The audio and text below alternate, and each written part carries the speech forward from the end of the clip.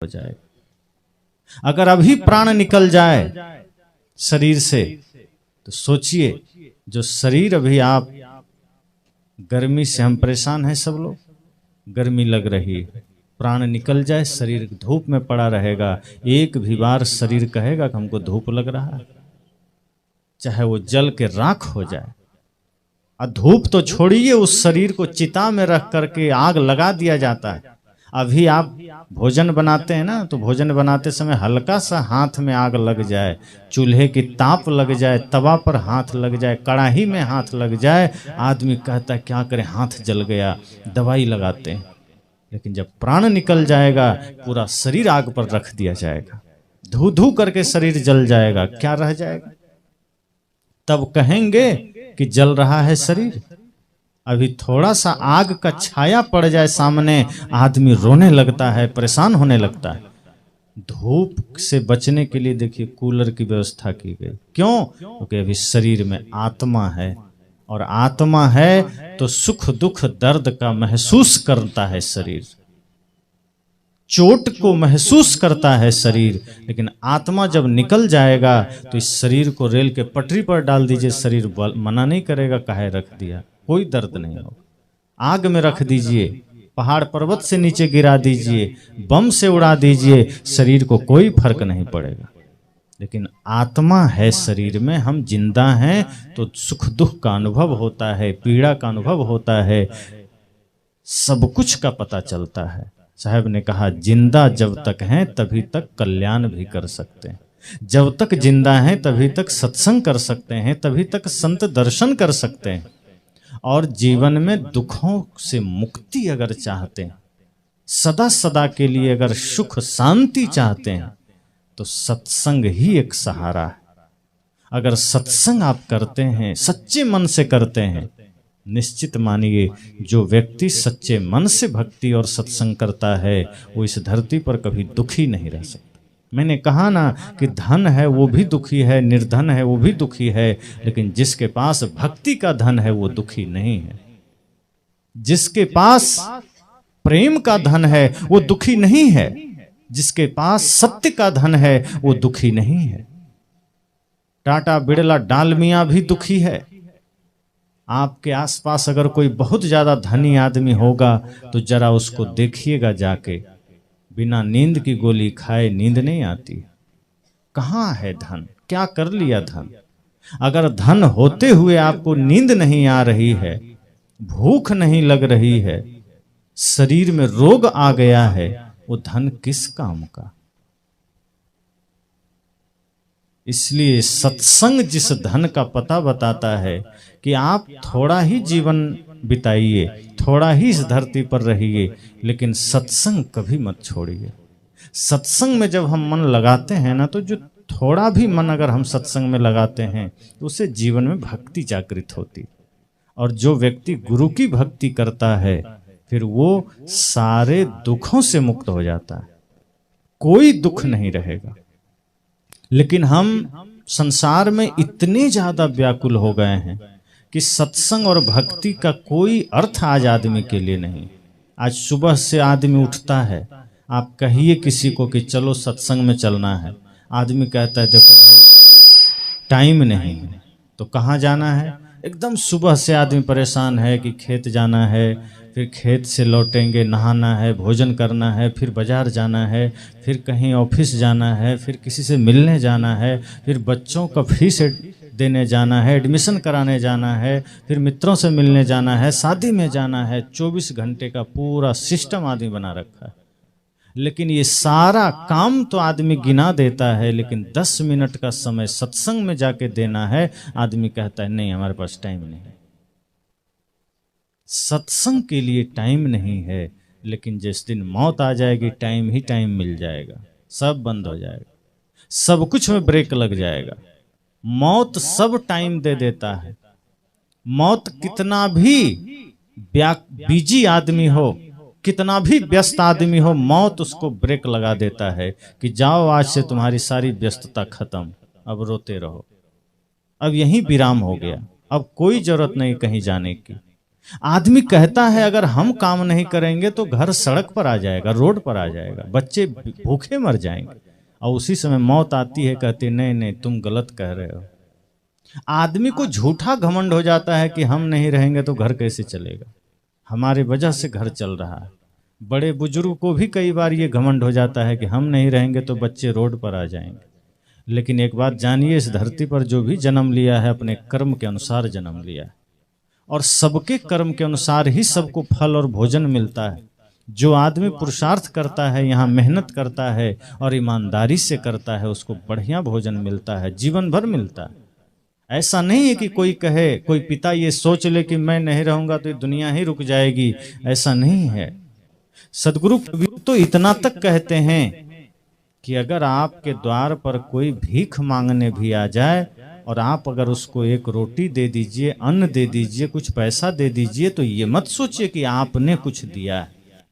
आपने कुछ नहीं दिया है, उसका आपके पास था वही आपने दिया है, वो अपना लेने आया था। आप क्या दे सकते हैं किसी को? अगर आप कुछ देना ही चाहते हैं किसी को तो अन्न जल धन ये तो बाहरी चीज है, ये तो जहां जरूरत पड़े दे दीजिए उसी का समझ के। लेकिन अगर सच में आप कुछ देना चाहते हैं जो आपका है, तो सोचिए कि आपका क्या है। धन आपका नहीं है, घर आपका नहीं है, ये शरीर भी आपका नहीं, तो क्या है आपका? आप किसी को धन दे दीजिए और सोचिए कि हमने दिया, नहीं, आपने नहीं दिया, वो आपका है ही नहीं। इस शरीर से आपने किसी की सेवा कर दी, ये शरीर भी आपका नहीं है, तो क्या है आपका? संत कहते हैं अगर आप किसी को दो मीठे वचन कह दीजिए वो आपका है।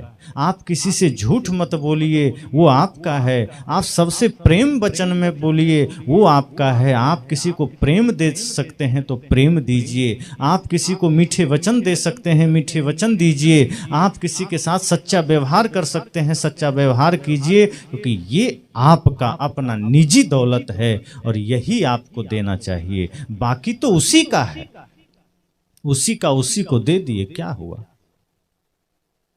इसलिए ये सत्संग बहुत महत्वपूर्ण होता है।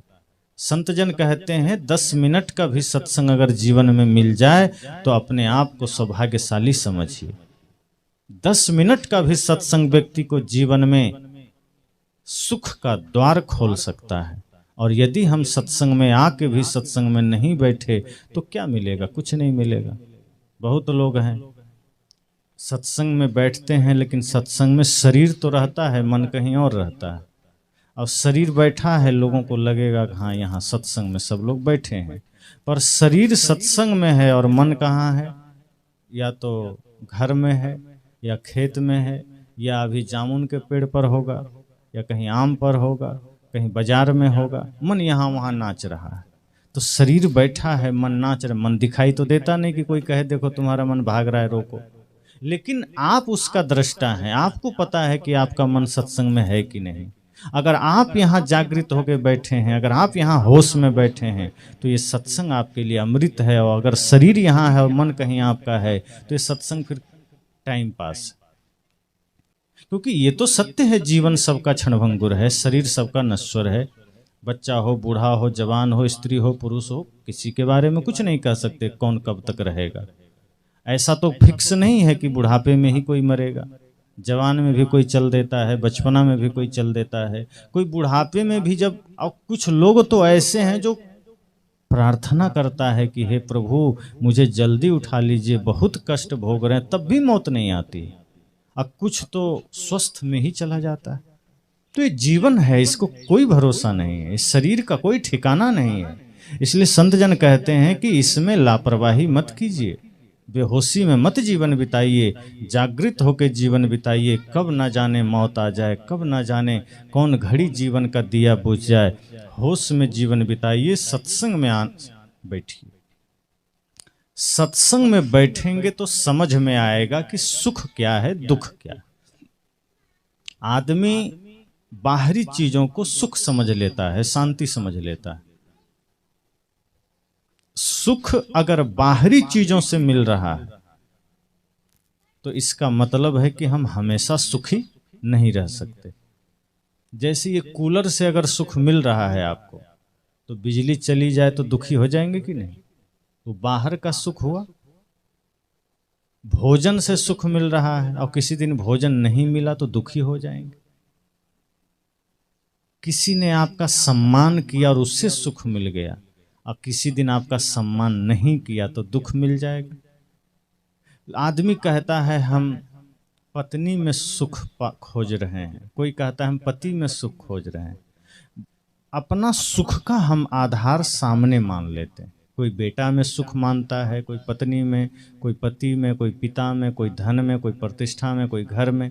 अब सोचिए अगर आप बाहर सुख खोज रहे हैं और बाहर कुछ देर के लिए सुख मिल भी गया तो अस्थाई तो नहीं है, छिन जाएगा, सदा तो नहीं रहेगा। शरीर ही सदा नहीं रहेगा तो बाकी चीज कहाँ रहेगा। लेकिन जो सुख जो शांति आपको भक्ति में मिलेगा, जो सुख जो शांति आपको सेवा सत्संग में मिलेगा, गुरु के भजन में मिलेगा, वो सुख अस्थाई है, वो कभी मिटेगा नहीं। आप एक बार भक्ति में उतर के तो देखिए। अगर हमारे जीवन में भक्ति आती है तो हमारे लिए पूरा संसार बढ़िया हो गया। जिसके जीवन में भक्ति आ गई फिर कोई उसके लिए बुरा नहीं है, फिर जहाँ देखो सब अच्छा ही अच्छा है। और यही तो करना है। हम दिन रात दूसरे को की बुराई देखने में लगे रहते हैं, दिन रात हम दूसरे की निंदा में लगे रहते हैं, शिकायत में लगे रहते हैं। ये हमारे लिए दुखदाई है, ये हमारे लिए कष्टदायी है। इतना सत्संग सुनने के बाद भी भाई भाई में जमीन का बंटवारा हो जाता है। क्यों हो जाता है? एक साथ क्यों नहीं रह सकते? राम जी चारों भाई जमीन बांटे थे, अंतिम समय तक चारों भाई साथ रहे, भले ही जंगल चले गए, राम जी और लक्ष्मण जी जंगल चले गए। आज के समय में अगर कोई बड़ा भाई और छोटा भाई 10-20 साल के लिए कहीं बाहर चला जाए तो बाकी जो भाई है लगभग सब जमीन हड़प उड़प करके सब अपने नाम कर लेगा। और राम जी उतना दिन रहे जंगल में, भरत जी क्या किए?